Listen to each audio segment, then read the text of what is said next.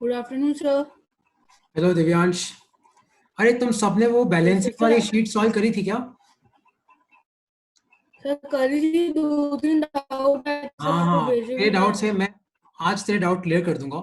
मैं एक दो दिन से कुछ ज्यादा ही बिजी था, अभी मैं तुम्हारे सबके डाउट ले लूंगा। अच्छा, आज जो मैं तुम्हें पढ़ाऊंगा इसमें साथ साथ तुम्हें कुछ इक्वेशंस बैलेंस भी करनी है मेरे साथ। तो मैं चालू कर रहा हूँ अब, है ना? तो बेसिकली हमारा टॉपिक है आज का डिफरेंट काइंड ऑफ, मतलब अलग अलग तरीके की केमिकल रिएक्शंस और उनके क्वेश्चंस कैसे करते हैं। तो अपना टॉपिक है टाइप्स ऑफ केमिकल रिएक्शन। तो वैसे तो केमिकल रिएक्शन के बहुत टाइप्स है जो हम पढ़ने वाले इस साल, जिसे चार ये लिखे हुए हैं: combination, decomposition, displacement, double displacement. लेकिन इसके अलावा exothermic, endothermic, combustion, oxidation, precipitation. Precipitation और रिडक्शन। तो ऐसे कम से कम 6-7 टाइप्स और हैं जो मैं तुम्हें पढ़ाऊंगा। लेकिन मतलब अगर एग्जाम में क्वेश्चन आए कि बताओ चार कौन सी है, तो आपको ये चार लिखनी है ना? वो सब इनके पार्ट्स बन जाएंगे। तो पहले मैं इन चारों को डिस्कस करूंगा, फिर मैं वो डिस्कस करूंगा, ठीक है? तो सबसे पहले हम बात करते हैं कॉम्बिनेशन रिएक्शन की। तो कॉम्बिनेशन रिएक्शन क्या होती है, तो उसको सबसे पहले तो आप इससे समझ सकते हो। तो कॉम्बिनेशन में क्या होता है, दो या दो से ज्यादा रिएक्टेंट कंबाइन होते हैं और आपका क्या बनता है, प्रोडक्ट बनता है। जैसे ए प्लस जेड से बना ए जेड। तो टू और more substances combine to form a new compound, तो इसको हम बोलते हैं कॉम्बिनेशन रिएक्शन। देखो, कंबाइन करना मतलब कॉम्बिनेशन। तो यहां पे जो रिएक्टेंट है ना, वो आपके एलिमेंट्स भी हो सकते हैं या फिर आपके कंपाउंड भी हो सकते हैं। अब इसका क्या मतलब है, उस पर मैं आगे आता हूं। तो जनरल रिएक्शन क्या है? जनरल रिएक्शन जो है वो है अपनी ए प्लस जेड ए जेड, मतलब ए और जेड कंबाइन होकर क्या बने, ए जेड।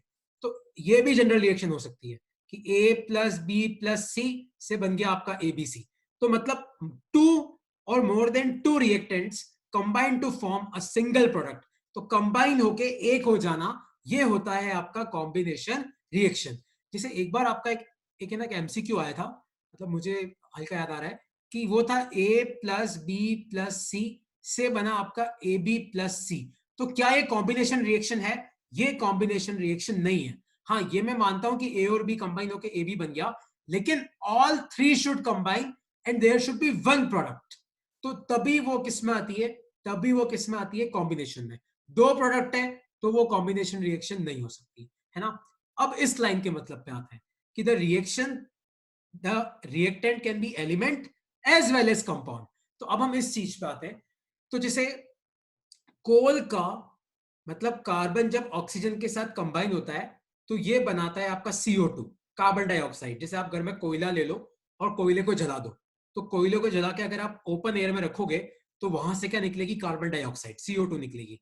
तो ये आपकी क्या है, कॉम्बिनेशन रिएक्शन, है ना? C plus O2 gives CO2। तो यहां पे देखो, यहां पे ये तो एलिमेंट है और ये ऑक्सीजन क्या है, मॉलिक्यूल। तो इससे बन गया आपका CO2। अच्छा, क्या ये रिएक्शन बैलेंस है क्या? ध्यान से देखो, ये यस रिएक्शन, सर। नहीं नहीं, ये बैलेंस। बैलेंस। हाँ, C+O2 तो एक कार्बन है, दो ऑक्सीजन है, और यहाँ पे एक कार्बन दो ऑक्सीजन। तो ये पहले से ही क्या है अपनी, ये अपनी बैलेंस्ड केमिकल इक्वेशन है। तो यहाँ पे हो क्या रहा है, कोल इज प्राइमरी कार्बन, तो जब ये ऑक्सीजन के साथ रिएक्ट करती है तो क्या बनाती है, कार्बन डाइऑक्साइड। तो ये आपकी है कॉम्बिनेशन रिएक्शन। अब एक और एग्जांपल लेते हैं इसका। तो जैसे सर मैग्नीशियम एक बार आप कंबाइन, डेफिनेशन बता दोगे? डेफिनेशन ये रही, मैं ये स्लाइड तुम्हें चाहिए तो मैं भेज दूंगा। ये डेफिनेशन है, देखिए यहाँ से लेके यहाँ तक। अभी तुम डेफिनेशन लिखने पे अगर ध्यान दोगे ना तो फिर अपना टाइम बहुत कम बचता है। तो इससे अच्छा तो क्या करो, तुम समझ लो, मैं तुम्हें ये स्लाइड फॉरवर्ड कर दूंगा। तो ये तुम्हारी, देखो यहाँ पे मैं ये रिमूव करके फॉरवर्ड कर दूंगा ताकि तुम्हें लिखने में आसानी होगी। हाँ, पर डेफिनेशन तुम्हें याद करनी पड़ेगी। डेफिनेशन और दो एग्जाम्पल सबके तुम्हें याद करने पड़ेंगे, ठीक है? तो अब मैं आता हूं तुम्हारे इस टॉपिक पे, मतलब नेक्स्ट एग्जाम्पल पे। Magnesium combines with oxygen present in the air to form magnesium oxide. तो magnesium combines with oxygen to form magnesium oxide. magnesium oxide का फॉर्मूला होता है, वो होता है MgO। अच्छा, क्या ये रिएक्शन तुम्हारी बैलेंस्ड है क्या? No sir. ये बैलेंस नहीं है। क्यों बैलेंस नहीं है? क्योंकि यहाँ पे दो ऑक्सीजन है और यहाँ पे ओके। एक ही ऑक्सीजन है। तो आप यहाँ पे 2 से मल्टीप्लाई कर दो और फिर यहां से भी क्या कर दो, 2 से मल्टीप्लाई कर दो। तो ये आपकी क्या हो जाएगी, ये आपकी एक बैलेंस्ड केमिकल इक्वेशन है। अब हम आते हैं नेक्स्ट एग्जांपल पे। Hydrogen and oxygen combine to form water. तो हाइड्रोजन मतलब H2 ऑक्सीजन H2 O2 और ये कंबाइन होके क्या बन रहा है H2O। ये भी एक H2O कॉम्बिनेशन रिएक्शन है, इसको बैलेंस करो। 2H2O 2H2 plus O2 plus it gives 2H2O। अच्छा मेरे भाई तो तेरी कॉपी में क्या बाकी को भी करने थे, मैं यहाँ पे आंसर लिख रहा हूँ, अच्छा ऐसा। है ना। हाँ वरना होता है क्या अपन दोनों ही करते रह जाएंगे। Yes sir. हाँ तुम करो, बहुत अच्छी बात है तो H2 plus O2 gives H2O। तो यहाँ पे क्या है देखो, सबसे पहले हम H2O को देखते हैं। तो H तो वैसे ही बैलेंस है, O नहीं है, तो यहाँ पे आप क्या करो 2 से मल्टीप्लाई कर दो, तो 2 ऑक्सीजन इधर 2 उधर, लेकिन अब हाइड्रोजन आपका इम्बेलेंस हो गया, तो यहाँ पे 2 से मल्टीप्लाई कर दो, 2H2 plus O2 gives 2H2O। तो ये आपकी एक कॉम्बिनेशन रिएक्शन होगी। ओके अच्छा, एक और रिएक्शन है, वो है मैग्नीशियम प्लस नाइट्रोजन, ये आपका देता है Mg3N2, ये बनाता है आपका मैग्नीशियम नाइट्राइड। तो क्या ये रिएक्शन बैलेंस है क्या, ध्यान से देखो, अगर नहीं है तो इसको बैलेंस करो। Sir 3Mg plus N2। हाँ क्योंकि देखो N2 तो बैलेंस है, Mg3 है, तो यहाँ पे किससे मल्टीप्लाई कर दो 3Mg से, तो magnesium plus nitrogen give magnesium nitride. तो इसको यहाँ पे ऐसे रिप्रेजेंट कर रखा है कि 3 मैग्नीशियम के आपके एटम्स हैं और ये एक नाइट्रोजन मॉलिक्यूल है, तो ये कंबाइन करके क्या बन गया आपका Mg3N2। तो ये क्या है हमारी कॉम्बिनेशन रिएक्शन।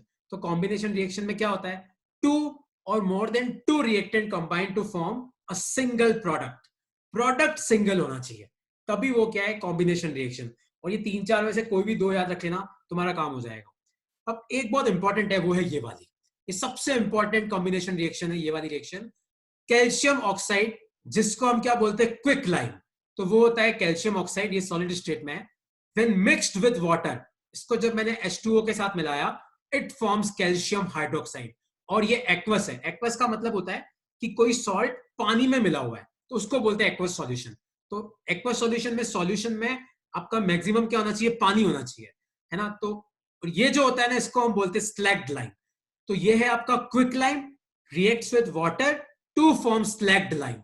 तो आपको स्लैग्ड लाइम का फॉर्मूला याद रखना है, क्या है, कैल्शियम हाइड्रोक्साइड, और कैल्शियम ऑक्साइड क्या होता है अपना क्विक लाइम। तो ये है आपकी कॉम्बिनेशन रिएक्शन। और ध्यान से देखो, यहां पे कैल्शियम ऑक्साइड भी आपका एलिमेंट नहीं है, कैल्शियम ऑक्साइड भी एक कंपाउंड है, और H2O भी क्या है, कंपाउंड। तो compound plus compound gives another compound. तो ये भी क्या है, अपनी एक कॉम्बिनेशन रिएक्शन, है ना। अच्छा एक चीज याद रखना, कॉम्बिनेशन रिएक्शंस में क्या होता है, जनरली एलिमेंट्स कंबाइन होने के बाद स्टेबल हो जाते हैं, और जब भी कोई चीज स्टेबल होती है ना, तो आपकी हीट एनर्जी निकलती है। तो कॉम्बिनेशन रिएक्शंस जो होती है ना, वो जनरली क्या होती है, जनरली आपकी एक्सोथर्मिक होती है। एक्सोथर्मिक का मतलब क्या होता है कि energy is released in the process. तो कोई तुम्हें पूछे कि कॉम्बिनेशन रिएक्शंस जनरली क्या होती है, कॉम्बिनेशन रिएक्शंस जनरली आपकी एक्सोथर्मिक होती है। एक्सोथर्मिक मतलब उसमें एनर्जी रिलीज होती है, आया समझ में। तो ये है अपना कॉम्बिनेशन रिएक्शन, इसके एग्जांपल्स मैंने तुम्हें बता दिए हैं। तो अब मैं क्या करूंगा, ये स्लाइड तो मैं फॉरवर्ड कर दूंगा, जिसको भी चाहिए तो तुम डेफिनेशन भी लिख लेना और एग्जांपल भी लिख लेना। अच्छा अब मैं नेक्स्ट टाइप ऑफ रिएक्शन पे आता हूं, वो है डीकंपोजिशन रिएक्शन। ये जनरली आपकी कॉम्बिनेशन रिएक्शन से उल्टी होती है। तो यहां पे क्या होता है, रिएक्टेंट एक होता है और आपके प्रोडक्ट मल्टीपल होते हैं, मतलब आपका रिएक्टेंट टूट जाता है मल्टीपल प्रोडक्ट्स में। तो 2 और मोर देन 2 प्रोडक्ट बन सकते हैं। तो इसकी डेफिनेशन ये है, अ कंपाउंड ब्रेक्स डाउन और डिकम्पोजेस टू फॉर्म 2 और मोर प्रोडक्ट्स, है ना, 2 और मोर सब्सटेंसेस। तो this reactions are exactly opposite to combination. तो कॉम्बिनेशन में क्या होता है, 2 या 3 कंबाइन होकर एक बनता है, डीकम्पोजिशन में क्या होता है, एक टूट के 2-3 बन जाते हैं। तो there is only one product in combination. Similarly यहां पे क्या होता है, there is only one reacted in decomposition. तो ये डेफिनेशन तुम्हें याद रखनी है, इससे तुम्हें इसकी क्या बोलते हैं डिफरेंस अपने आप याद हो जाएगा। और इसका एक लिखने का तरीका ये है कि ए बी टूट के क्या बना आपका ए प्लस बी। जैसे ना एक एग्जांपल में देता हूं, तो अगर कोई तुम्हें पूछे कि अगर ए बी सी है, ये टूट के आपका ए प्लस बी प्लस सी बना, ये डीकम्पोजिशन रिएक्शन है। लेकिन अगर मैं बोलूं कि ए बी सी टूट के ए बी प्लस सी बना, तो ये है क्या आपका डीकम्पोजिशन रिएक्शन, ये वाला, क्या ये डीकम्पोजिशन रिएक्शन है? Yes sir. यस सर है। यस, ये वाली डीकम्पोजिशन रिएक्शन है। तो एबीसी से क्या बना आपका ए बी प्लस सी। तो डीकम्पोजिशन में क्या होता है, आपका रिएक्टेंट एक होता है, प्रोडक्ट आपके क्या होते हैं, मल्टीपल हो जाते हैं। ओके, अब अगर आपको किसी चीज को तोड़ना है, अगर आपको किसी भी चीज को तोड़ना है तो आपको कुछ तो एनर्जी तो लगानी पड़ेगी। जैसे मान लो ये एक पत्थर है और इसको दो पार्ट में तोड़ना है, तो अपने को क्या करना पड़ता है, इस पे फोर्स लगाना पड़ता है।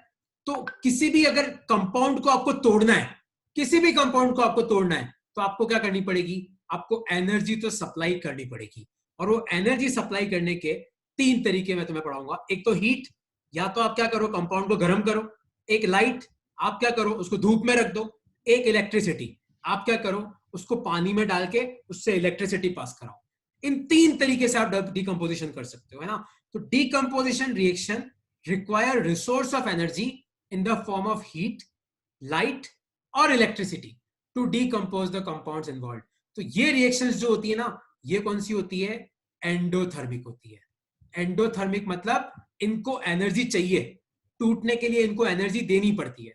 कॉम्बिनेशन क्या थी, एक्सोथर्मिक, वो एनर्जी मतलब वो रिएक्शन होती तो एनर्जी निकलती है, यहां पे रिएक्शन करवाने के लिए ही आपको एनर्जी देनी पड़ती है। तो इसमें तीन हम पढ़ेंगे। एक थर्मल डिकम्पोजिशन, इसके दो एग्जांपल्स बहुत इंपॉर्टेंट है। एक इलेक्ट्रोलाइसिस, इसका एक एग्जांपल बहुत इंपॉर्टेंट है। और एक लाइट, इसके दो एग्जांपल बहुत इंपॉर्टेंट है। तो इसके 5 एग्जांपल तुम्हें याद रखने हैं। डिकम्पोजिशन बाय हीट के मैं दोनों तुम्हें बताऊंगा अभी, इलेक्ट्रिसिटी वाला एक मैं तुम्हें बताऊंगा अभी, और लाइट वाले दो मैं तुम्हें कराऊंगा। तो डिकम्पोजिशन रिएक्शंस कौन सी होती है, एंडोथर्मिक। कॉम्बिनेशन कौन सी होती है, एक्सोथर्मिक। इतना याद रखना है। डिकम्पोजिशन में रिएक्टेंट एक होता है, प्रोडक्ट कैन बी 2 और मोर देन 2। तो सबसे पहले हम पढ़ते हैं, वो है अपना thermal decomposition reaction with the help of heat energy. तो जैसे कैल्शियम कार्बोनेट आप ले लो, CaCO3, और ये जो डेल होता है ना, ये मतलब आप हीट दे रहे हो, तो कैल्शियम कार्बोनेट आपका दो पार्ट में बट जाता है, कैल्शियम ऑक्साइड और कार्बन डाइऑक्साइड। तो calcium carbonate when heated decomposes to form calcium oxide and carbon dioxide.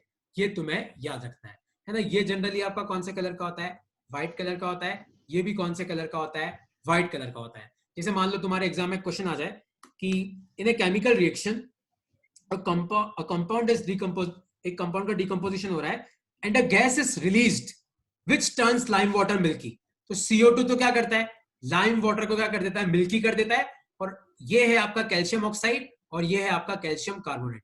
तो आपको कलर्स भी याद रखने और गैस के बारे में याद रखना है। तो CO2 मतलब it turns lime water milky. तो कोई तुम्हें बोल दे कि एक रिएक्शन में ऐसी गैस निकल रही है जो लाइम वाटर को मिल्की कर देती है, मतलब कौन सी है, CO2।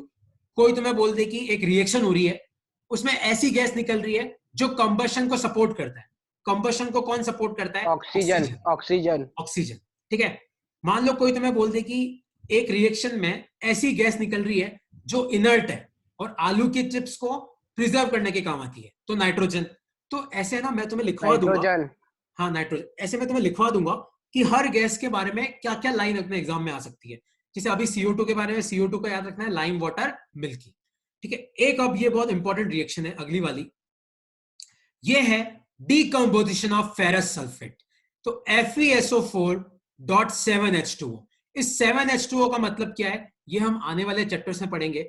लेकिन जब इसको आप हीट करते हो, जब आप इसको हीट सप्लाई करते हो, क्रिस्टलाइजेशन, हाँ, तो ये 7 जो H2O मॉलिक्यूल्स है जिनको हम बोलते हैं वाटर ऑफ क्रिस्टलाइजेशन, ये आपके आयरन सल्फेट से, फेरस सल्फेट से अलग हो जाते हैं। अब याद रखना, फेरस सल्फेट .7H2O तो कौन से कलर का है, ग्रीन कलर का।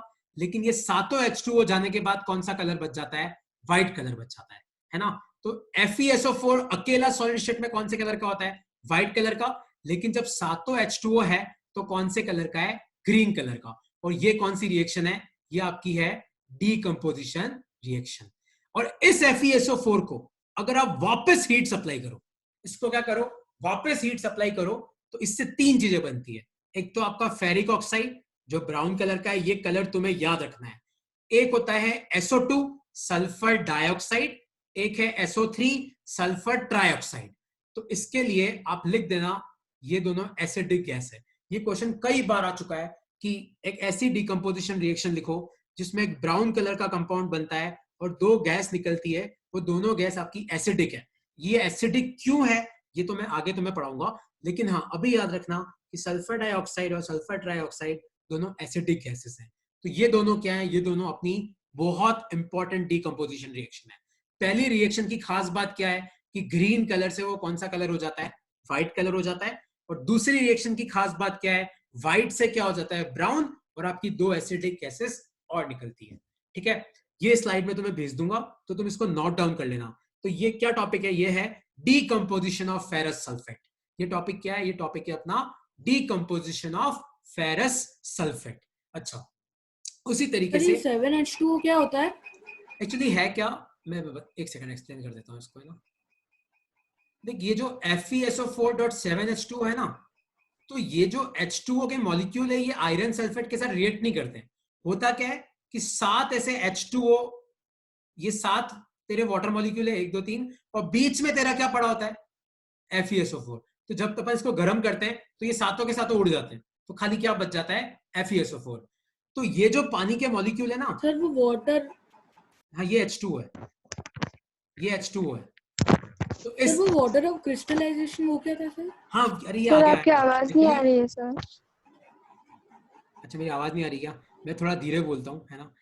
तो अब आ रही है आवाज, क्योंकि यार ये मेरे यहाँ से तो पूरा सिस्टम ऑन है, वो तुम्हारे यहाँ से ही कोई दिक्कत हो सकती है या फिर नेट की प्रॉब्लम हो सकती है। अच्छा, वाटर ऑफ क्रिस्टलाइजेशन दिव्यांश अपने आने वाले चैप्टर्स में आएगा कि वाटर ऑफ क्रिस्टलाइजेशन क्या होता है। तो बेसिकली अगर कोई मॉलिक्यूल है जिसके साथ वाटर जुड़ा हुआ है, जिसके साथ वाटर जुड़ा हुआ है लेकिन बॉन्ड नहीं बना है, यहाँ पे क्या है, H2O अपना अलग है, आयरन सल्फेट अलग है। तो ऐसे पानी के मॉलिक्यूल जो मॉलिक्यूल के साथ जुड़े हुए हैं लेकिन बॉन्ड नहीं बना हुआ है, इनको वाटर ऑफ क्रिस्टलाइजेशन बोलते हैं। तो जब इस क्रिस्टल को अपन गर्म करते हैं, जब इस क्रिस्टल को अपन हिटअप करते हैं, तो ये जो H2O के मॉलिक्यूल्स है ना, ये अलग हो जाते हैं और खाली क्या बच जाता है, आयरन सल्फेट। ये टॉपिक आएगा, वाटर ऑफ क्रिस्टलाइजेशन अपना आने वाला टॉपिक है, आएगा आगे भी।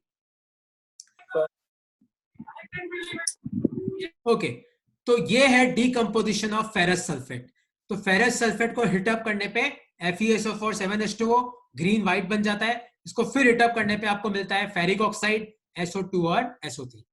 अच्छा, अब अगला डीकंपोजिशन रिएक्शन जो बहुत इंपॉर्टेंट है वो है आपका लेड नाइट्रेट का। लेड नाइट्रेट मतलब PbNO3 ट्वाइस। इसको अगर आप डीकंपोज करोगे तो आपका बनता है लेड ऑक्साइड, नाइट्रोजन डाइऑक्साइड और ऑक्सीजन गैस। तो ये रिएक्शन आप लिख लो, ये देखो यहाँ पे बैलेंस कर रखी है इस रिएक्शन को। तो PbNO3 ट्वाइस, ये लेड नाइट्रेट है, ये कौन से कलर का है, ये व्हाइट कलर का है। इसको जब आप हीट सप्लाई करोगे, मतलब इसको जब आप हीट दोगे तो लेड नाइट्रेट में ये कन्वर्ट हो जाएगा लेड ऑक्साइड में, और आपका NO2 नाइट्रोजन डाइऑक्साइड ये ब्राउन कलर की फ्यूम्स निकालेगा।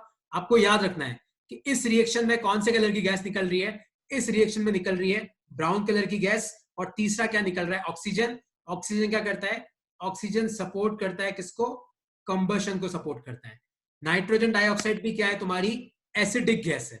एसिडिक क्यों है ये अपन पढ़ेंगे आगे जाके, एसिडिक, बेसिक, ये सर सब नॉन पढ़ेंगे। मेटल है इसलिए। हाँ करेक्ट, मेटल ऑक्साइड बेसिक होता है, नॉन मेटल एसिडिक होता है, करेक्ट। तो ठीक है, जिनको पता है बहुत अच्छी बात है ना। तो NO2 acidic, O2 supports combustion, और लेड ऑक्साइड आपका रेजिड्यू निकलता है अलग से। तो लेड नाइट्रेट का डीकंपोजिशन और उसकी बैलेंसिंग तुम्हें याद रखनी है। इसकी बैलेंसिंग थोड़ी ट्रिकी है ना, इसकी बैलेंसिंग तुम याद रख लेना। इसकी बैलेंसिंग थोड़ी सी ट्रिकी है क्योंकि यहाँ पे भी ऑक्सीजन है, यहाँ पे भी ऑक्सीजन है, यहाँ पे भी ऑक्सीजन है, तो इसकी थोड़ी सी ट्रिकी हो जाती है। तो तुम याद रख लेना कैसे करते हैं। ओके, तो अब तक हमने एक तो पढ़ लिया कॉम्बिनेशन रिएक्शन, उसके हमने करीबन 5-6 एग्जांपल देखे। अगला पढ़ा हमने डीकंपोजिशन रिएक्शन। डीकंपोजिशन में कैल्शियम कार्बोनेट का डीकंपोजिशन याद रखना है, फेरस सल्फेट का डीकंपोजिशन याद रखना है, लेड नाइट्रेट का भी डीकंपोजिशन रिएक्शन तुम्हें याद रखना है कि लेड नाइट्रेट जब डीकंपोज होता है तो आपका क्या बनता है, कौन सी गैस निकलती है। ठीक है, तो हम लोगों ने 2 डीकंपोजिशन पढ़ लिए। अच्छा, अब तीसरा देखो, ये तो अपने पढ़ लिया है, डीकंपोजिशन बाय इलेक्ट्रिसिटी। अब डीकंपोजिशन बाय इलेक्ट्रिसिटी कैसे करते, देखो अगर अपन H2O को एसिडिक बनाएंगे तो ये बन जाता है H plus plus OH minus, है ना। तो एक सेकंड समझना, इसको डीकंपोज कैसे करते हैं। तो H2O का जब हम डीकंपोजिशन करते हैं तो H2 निकलता है और O2 निकलता है, तो ये आपका बैलेंस हो गया। तो ये है वाटर का इलेक्ट्रोलाइसिस। ध्यान से देखो, इसमें वाटर का क्या हो रहा है, वाटर का इलेक्ट्रोलाइसिस कर रहा हूं तो वाटर का क्या हो रहा है, वाटर का हो रहा है डीकंपोजिशन, वाटर का क्या हो रहा है, डीकंपोजिशन। तो कोई तुम्हें पूछे कि जब वाटर का हम इलेक्ट्रोलाइसिस करते हैं, H2O का इलेक्ट्रोलाइसिस करते हैं, तो बताओ क्या क्या प्रोडक्ट्स बनते हैं।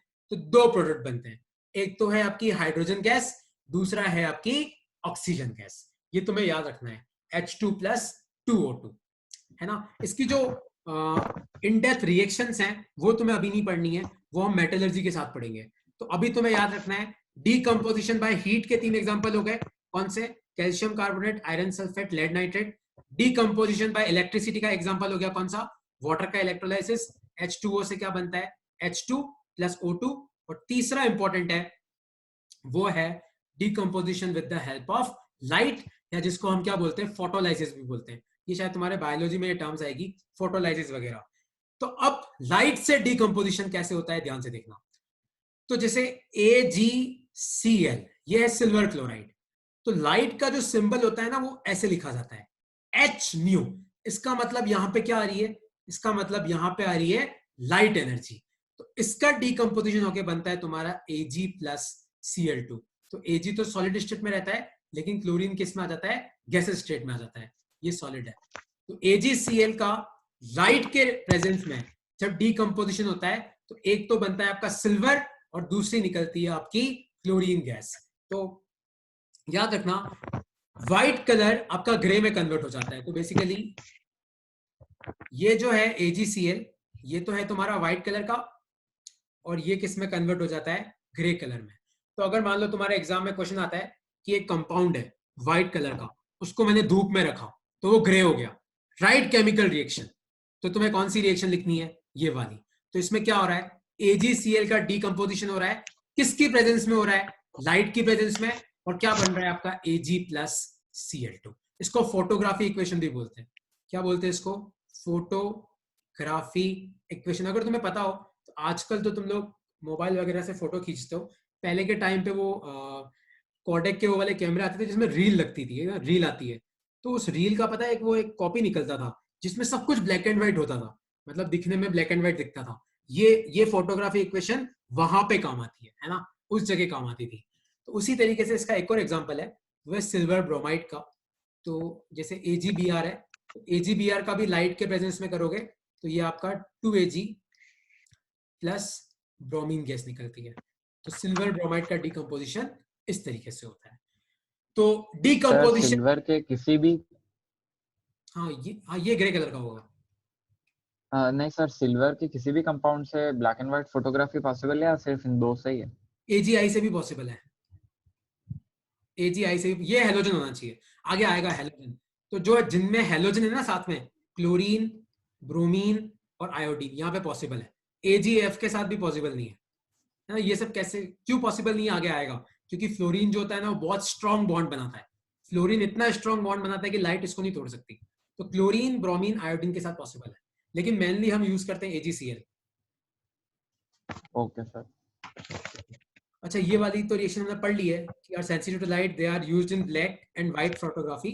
तो हम लोगों ने 3 तरीके के डीकंपोजिशन पढ़े, कौन से, हीट, लाइट और इलेक्ट्रिसिटी। 3 तरीके के डीकंपोजिशन रिएक्शंस हमने पढ़े, एक हीट वाला, एक लाइट वाला और एक इलेक्ट्रिसिटी वाला। तो ये है अब तक कॉम्बिनेशन और डीकंपोजिशन रिएक्शन। अच्छा, अब तक किसी को कोई डाउट है? आज जो मैंने 2 रिएक्शंस तुम्हें पढ़ाई, कॉम्बिनेशन और डीकंपोजिशन वाली, कोई डाउट है तो पूछ लो। कोई भी डाउट नहीं है, सबको सब कुछ समझ में आ गया? ठीक है, तो एक क्वेश्चन सॉल्व करो फिर। तो क्वेश्चन है ये, a metal used in decorative items, एक मेटल है जो डेकोरेटिव आइटम में यूज होता है, उसका एक compound, a metal used in decorative items forms a compound, और अगर मैं लाइट एनर्जी पास करता हूं तो A+B, और B एक गैस है जो ब्लीचिंग के काम आती है। किसके काम आती है? ब्लीचिंग के, है ना। ये जनरल नॉलेज तुम्हें होना चाहिए, है ना, इस क्वेश्चन को। तो क्वेश्चन है ये, a metal used in decorative items forms a compound. तो बेसिकली इधर एक कंपाउंड है C, उसको हीटअप करने पे ए और बी बना। बी एक गैस है और वो गैस क्या काम आती है?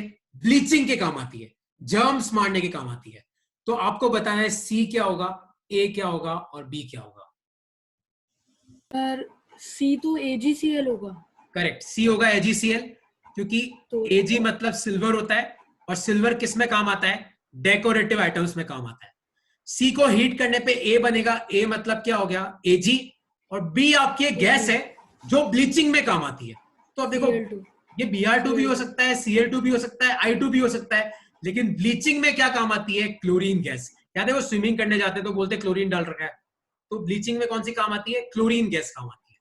तो अपने को एग्जाम में ऐसे क्वेश्चंस मिलते हैं, है ना। ये होती है इनऑर्गेनिक केमिस्ट्री। तो आपको हर चीज के बारे में इन डेप्थ नॉलेज होना बहुत जरूरी है।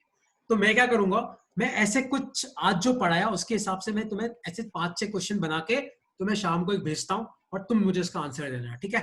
अच्छा, अब ये मीटिंग मेरी 2-3 मिनट में, शायद पता नहीं 2-3 मिनट में खत्म होने वाली है, 3 मिनट में। कोई डाउट है तो पूछो, नहीं तो मैं एक क्वेश्चन और देता हूँ। कोई भी डाउट है तो पूछो। सर वो कल के 3 क्वेश्चन। हाँ यार, मैं आज 5-5:30 बजे तक तुम्हारे सारे डाउट क्लियर कर दूंगा। कोई डाउट है और? अच्छा, एक और क्वेश्चन करो।